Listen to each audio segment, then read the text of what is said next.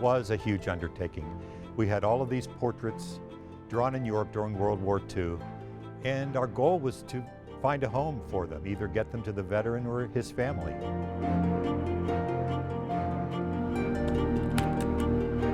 Some of the people that I've spoken with had no idea these portraits existed. Oh my God, I just cried my eyes out. I just thought it was beautiful. Their first reaction was, "Dad, it doesn't look like you." Well, I was 19 years old. That's my dad. That was my best friend. We had copies of about 100 portraits. They were drawn by the artist Elizabeth Black. Well, we didn't have a lot to go on. We had addresses that were 70 years old. We sometimes only had a first name to go on. And our big challenge was finding the one woman drawn by Elizabeth Black. What were the chances of us finding her still alive after all this time? Yes, I'm very much alive. I'm 95. We got to work, researching, email, social media, writing letters. We hit the road. We went coast to coast. We finally meet at last, with every intention of finding Elizabeth's soldiers.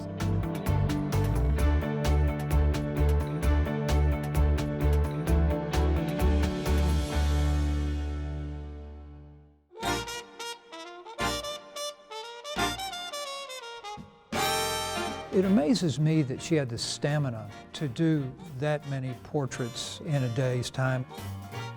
We first told her story in a documentary in 2013. She was an artist from Pittsburgh who joined the American Red Cross Clubmobile unit during World War II. Elizabeth spent nearly 2 years traveling through Europe. First, she served coffee and donuts. Then she started sketching the troops. When she did the sketches in the field, she didn't just fly through them. She was very careful to get a good likeness.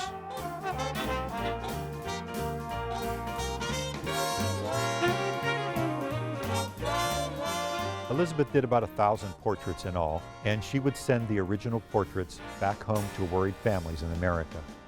At some point, Elizabeth decided that she needed to keep a record of her work, so she took good quality photographs of these sketches. We have probably close to 100 that she kept. Many of those originals, though, never got to the families during the war, or maybe they were lost over time. But now, getting these copies to people would mean a lot. Been waiting 60, 65 years for this, so. But my hope is that perhaps by getting this story out there, Love Joe. we'll find out who some of those people are. We found the family of the late Joe Nemitz living in suburban Philadelphia.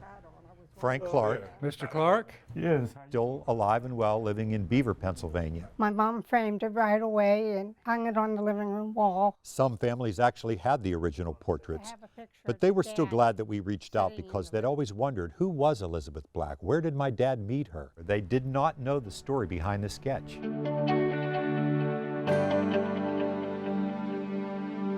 We put the entire gallery up on our website, and every time we connected with one of these families, we'd mark the portrait found.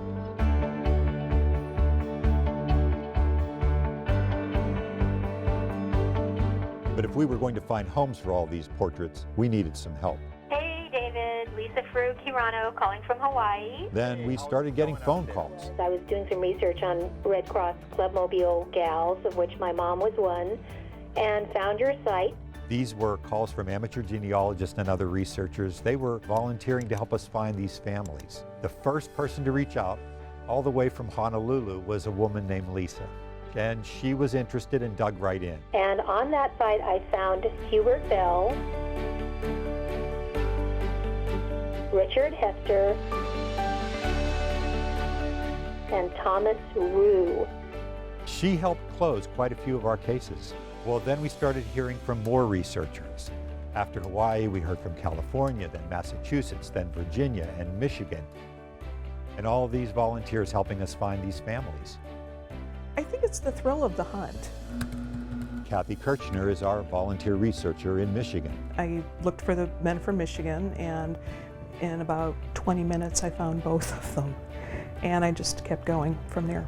I don't discount any possible source of information. I believe I found him selling used cars in New Jersey.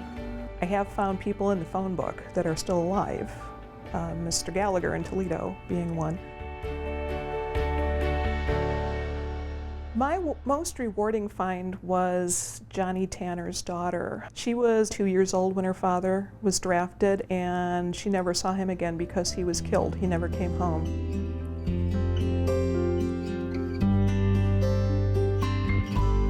We found her living in Illinois, Chris Sandoval, and she was very pleased to get this portrait. Very heartwarming because she had never known her father, and this was one of the few things she actually had of him.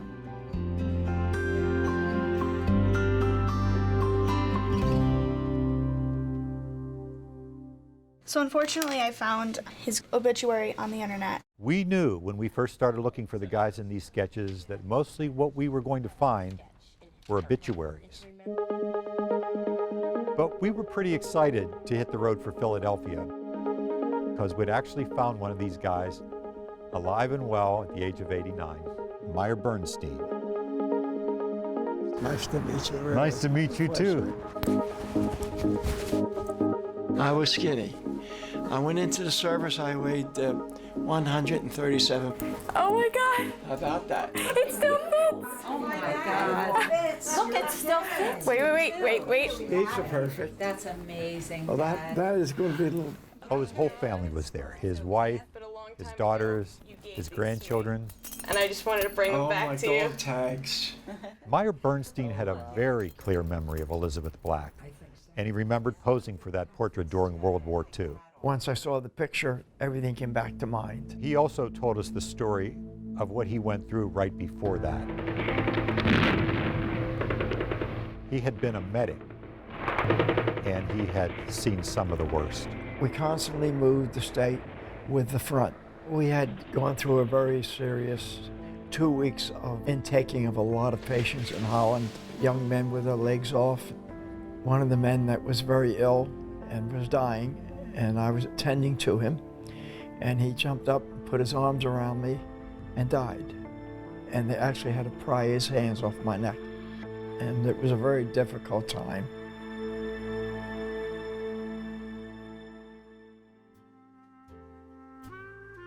Right after that, Meyer and the other medics were given a short break. They needed rest and were sent to a recreation center. The Red Cross volunteers, they would serve you coffee, cigarettes, just make you smile and talk to you. It was a time that we were relaxed and our thoughts of home, and the sketching was done at the recreation center. It brings back the memory of Elizabeth, very sweet. Well, she looked like a dream to us. After all, there were very few women around us. Took a lot of kibitzing, a lot of, funny remarks, and she took it all in with a smile. I remember her just being a very charming person, but very serious about what she was doing. It was because we contacted him earlier that Meyer went through his belongings, and he found the original envelope sent by the Red Cross in 1945. This is the envelope that the picture that was sent to my mother came in. He still had the original portrait Elizabeth had sketched. I was 19 years old then. In a couple years of being in the war changes a little bit. How are you? Good, I'm great. And finally, he's sharing with his family this little memory that had been tucked away all those years. Wow. Looks just like him. I see really somebody who's experienced a lot, that sort of leadership look about him. That, he's got the weight on his shoulders, but he can handle it.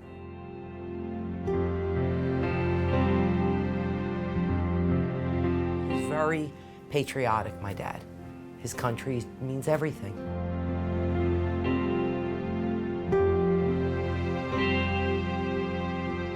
This is a letter from Harry Truman thanking us. When you talk about that generation, and the first thing that comes to my mind is pride. Having this picture surface again has meant the world to my parents. It's just touched my father especially, but my mother as well. To see my father put the picture up on the wall and just make him proud, and all of us along with it. Well, I see a very young man there. I think she did an excellent job. I wish you were around and I could tell her.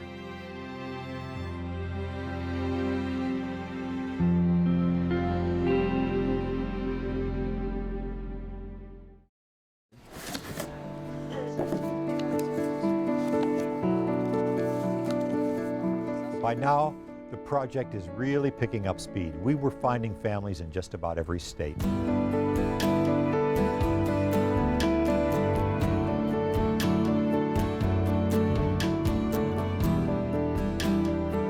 Some people were seeing these portraits for the first time.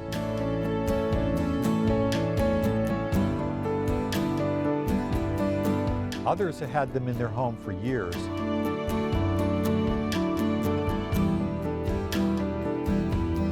But they didn't know anything about the artist or how the sketch came to be.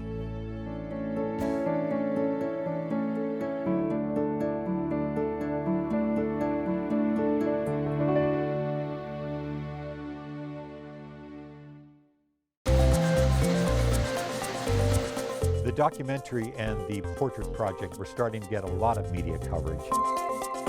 And then one of the portraits ended up on the front page of the Akron Beacon Journal.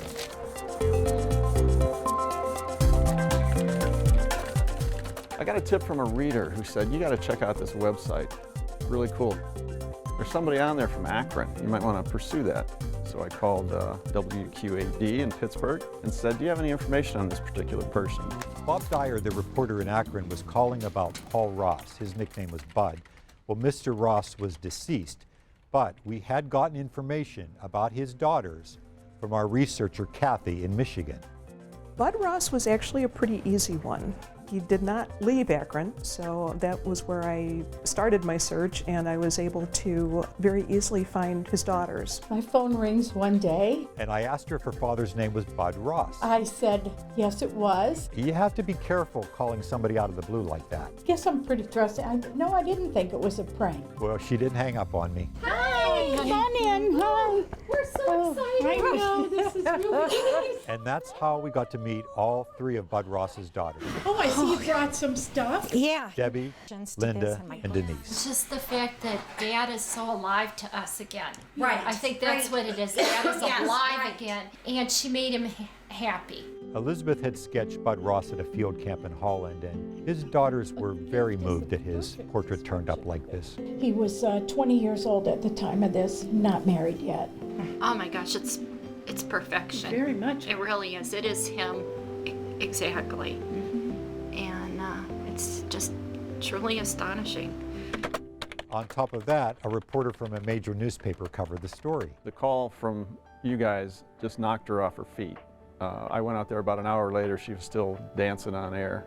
It was very emotional. It was good news. People in my business generally don't tell good news. The story ran on a Sunday above the fold. Sunday is our biggest circulation day. It has the most impact, so it's our most important position of the week. Debbie had told me that my father's article was going to be in the Beacon on Sunday. So I couldn't wait. I hurried, got in the car, I drove across the street to CVS, and I ran in the door, ran to the counter. Where's the newspapers? I grabbed the newspaper. My dad was on the front page. I just started to sob, and probably the girl at the counter thought, she was a young girl, and I said, this is my father.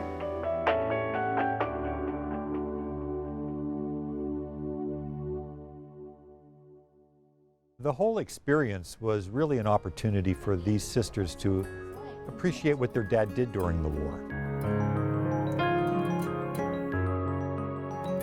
And then when he got to England, they said, you have a bullet in your leg. And he said, well, yeah. I know. I've been telling you I've had a bullet in my leg.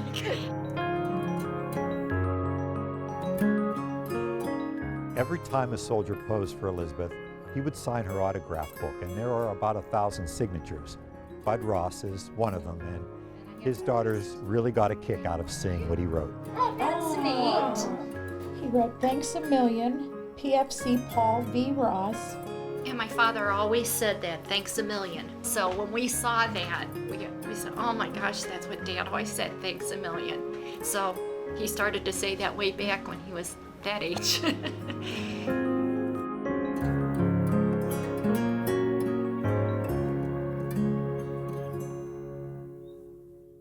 They're both passed away a while ago. It'd be great if they had the portrait. He's still living. I thought we found his wife. Oh, his daughter has a sketch. So far, out of about 100 portraits, we'd connected with more than half the families. Usually I'd write a letter explaining how I got the portrait, and most of the time the families would respond right away. Sometimes we were pretty sure we found the right family, but for whatever reason, they would not respond. And some of my letters came back, returned to sender. Well, I couldn't find anything out about Murray. What frustrates me, and I don't understand this, is how people can, within one generation, just disappear and not leave a trace at all. But after that, he just vanished. And there have been quite a few of those.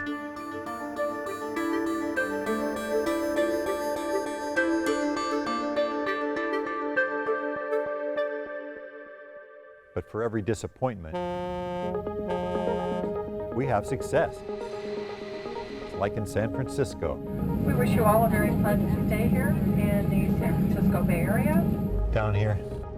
We were going to meet the family of George Damon. Of all the portraits in the gallery, his son was one of the first people we found. I'm looking for the children of this guy right here. You could not look at these portraits without saying, boy, was she good. There's a photograph of George and his wife, and you can see Elizabeth really got a good likeness. And I see a lot of myself in my dad. Everybody said that I look like my father, and my youngest son looks a lot like me. I see my younger son there. Over 70 years old now. When I first called Rick, he said he didn't know anything about the portrait. This really has inspired. But then his sister reminded him that the original might be with their grandmother's things. These were keepsakes that had been packed away for years. Well, guess what? I found that downstairs. Wow, that's the original. Mm-hmm. Here. My dad. Yeah, this is emotional. Yeah, I see my dad as a young man, and I'm older than he. Because I've been doing some research. Every time we meet one of these families, we learn so much more about their family history. For the Damons, their grandmother had already lost one son in the war. Roy, his ship had been hit by a torpedo in the South Pacific, and at the same time, her other son George is fighting in Europe. And then in the mail comes this portrait of George, a gift from Elizabeth Black. And what she'd done for him, you know, just that little gesture of her drawing his picture, sending it back to my grandmother, you know what that would have meant to her? It's meant a lot to me, knowing, you know, the story behind it. In sharing it with my coworkers, and I work at a school, they said, wow, that's really neat. They go, oh, your dad was handsome, but you know, that's just the superficial. What it means for me is I'm learning about the artist behind the portrait. When these portraits surface, I think they have a way of kind of reaching through time and bringing some of these families a little closer.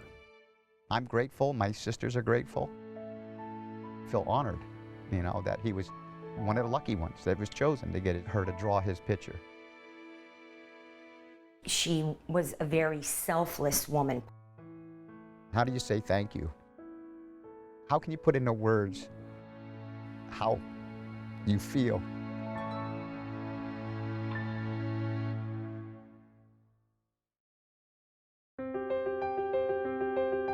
In the collection, there was only one portrait of a woman, and we were determined to find her.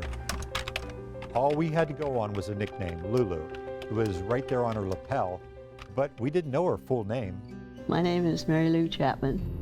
Didn't know where to find her. I live in Berkeley, California. Didn't know her history. I was a clubmobile girl in World War II. Didn't realize that she actually knew the artist. One of the women that I worked with on the clubmobile was Elizabeth Black. By going through the signatures in Elizabeth's autograph book, We took a chance that Lulu might have been a nickname for Mary Louise Weller from Orskany, New York. Louise shortened to Lulu. Lisa in Hawaii and a Red Cross historian eventually confirmed it. So she emailed back and said, WQED in Pittsburgh, Pennsylvania is looking for you. What were the chances of us finding her alive and well? Yes, I'm very much alive. I'm sure you were surprised because there are not many of us left. I'm 95. I play tennis 3 times a week. I try to play golf once a week. I have arthritic joints that hurt, but I try to play through it. My head's pretty good. I play duplicate bridge. You know, I don't really have any friends my age. Good game, thank you. Thank you very much. But I have a lot of friends who are younger. That's nice. Everyone in the club is in awe of her. We can't believe that she's been so active for so long. How was tennis? Tennis was great. I'd rather be on her doubles team than play against her. She's a dedicated parishioner, and she is fun and hardworking. I brought my fancy putter. I do not see her age. That's okay. She doesn't even look her age to start off with. I'm not saying this facetiously, but she doesn't act her age. You know, she's sporty, always willing to have fun. There we go. This is a great picture. We finally got to meet Mary Lou at her home in the hills of Berkeley, California. I have a beautiful view of the Bay Area. I can see San Francisco. I can see the Bay Bridge.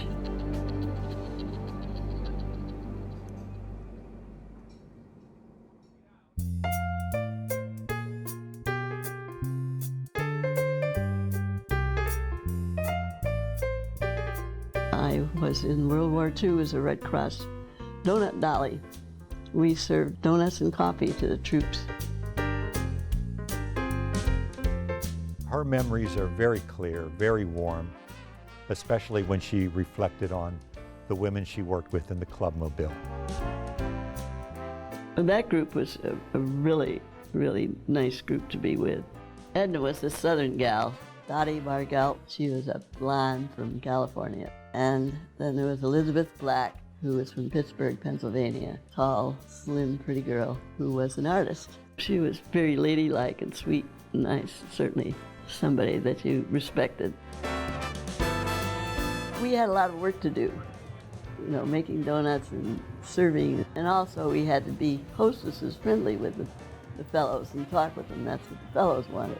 They were fun, you know. If you asked them if they wanted cream and sugar, they'd say, oh, just put your finger in it. Then that was a big joke. You know, we're very conscious that there's a war on. We don't know where we're going. We don't know what we're doing next. Really live for the moment.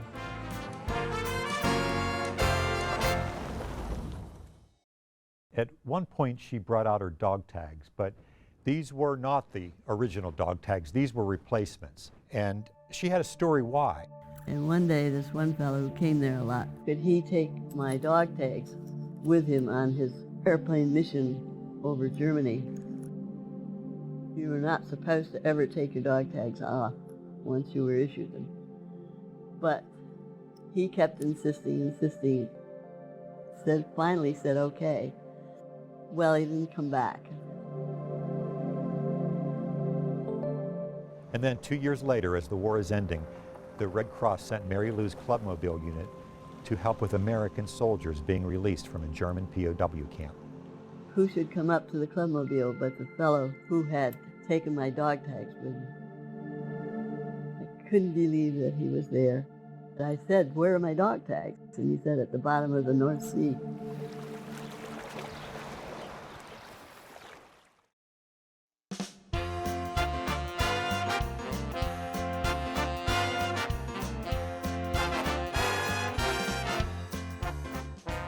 One of the fellows on the air base made pins for us with our nicknames on them. He made them out of airplane brass wire. And this I have kept. This is Lulu, and it's on my lapel. I don't really even know the fellow who made it, but I've always treasured it.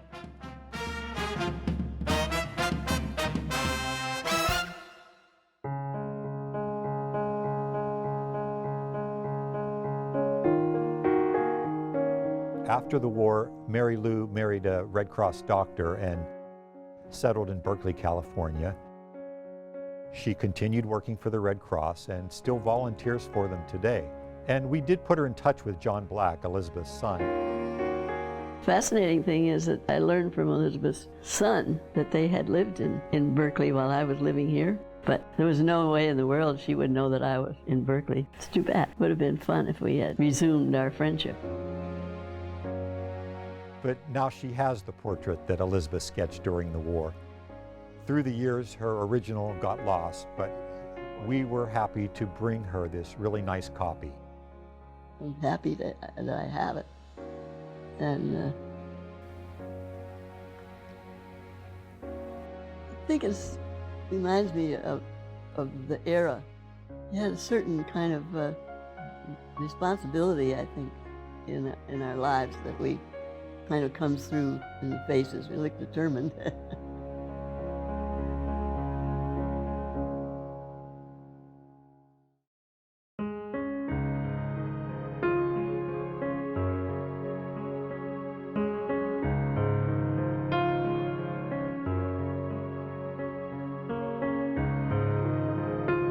There has been so much goodwill surrounding this project. It's a small, but it's a very giving community with the researchers. I like being able to give back. Connecting with these families all over the country. Elizabeth probably never imagined that what she did back then would still be touching so many lives today. What Elizabeth did was a grand contribution. What she did for the soldiers and their families, nothing short of amazing.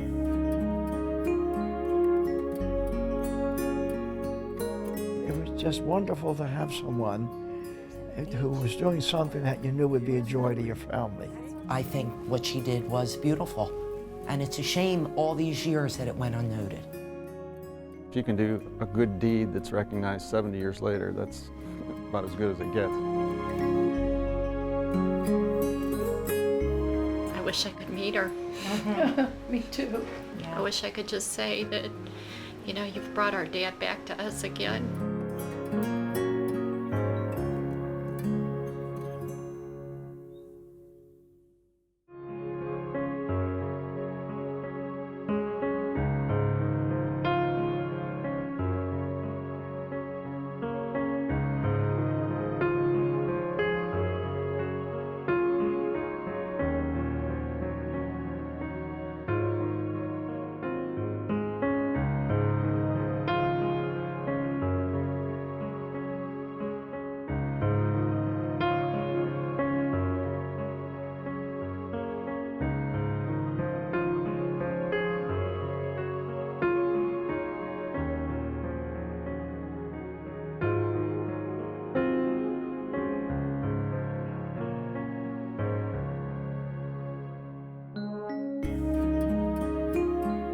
You can see the Gallery of American Soldiers, Sailors, and Airmen at WQED.org/Elizabeth Black.